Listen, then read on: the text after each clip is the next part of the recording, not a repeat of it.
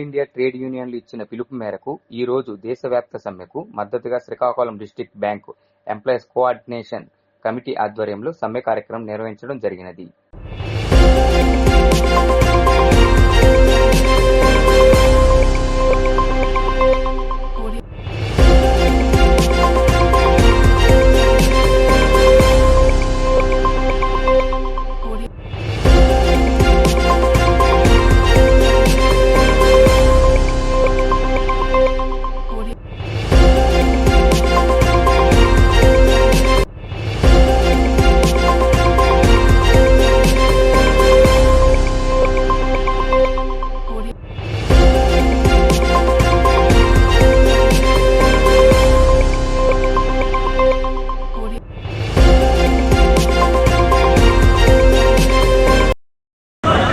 దేశంలో 10 కోట్ల మంది ఉద్యోగులు, కార్మికులు, రైతులు, రిక్షా వర్కర్లు, ఆటో వర్కర్లు, అలాగే బ్యాంకు ఉద్యోగులుగా మేము కూడా ఈ సమ్మెకు మద్దతు తెలుపుతూ ఈరోజు ఈ సమ్మెలో పాల్గొనడం జరిగింది.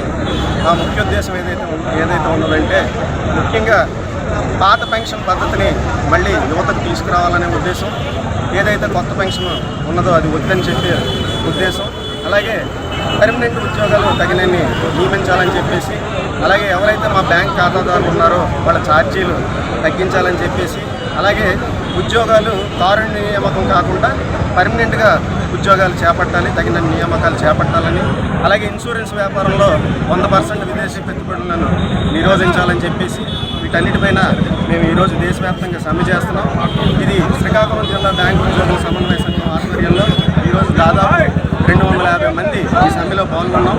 ఇది డిస్ట్రిక్ట్ కోఆపరేటివ్ సెంట్రల్ బ్యాంక్ దగ్గర మొదలుకొని అలాగే Deepa Mahal petrol bunk bank of India వరకు ర్యాలీగా వెళ్ళి ఇక్కడ వివేకానంద స్టాచ్యూ దగ్గర సూర్యమహల్ దగ్గర మానవహారం చేపట్టడం జరిగింది. మా సమస్యలు ప్రభుత్వం వెంటనే పరిష్కరించినట్లయితే రానున్న రోజుల్లో తీవ్రమైన ఆందోళనకు మేము దిగుతామని చెప్పేసి తెలియజేసుకుంటూ సెలవు తీసుకుంటున్నాం. Srikakulam district bank employees coordination committee D. Srinivas.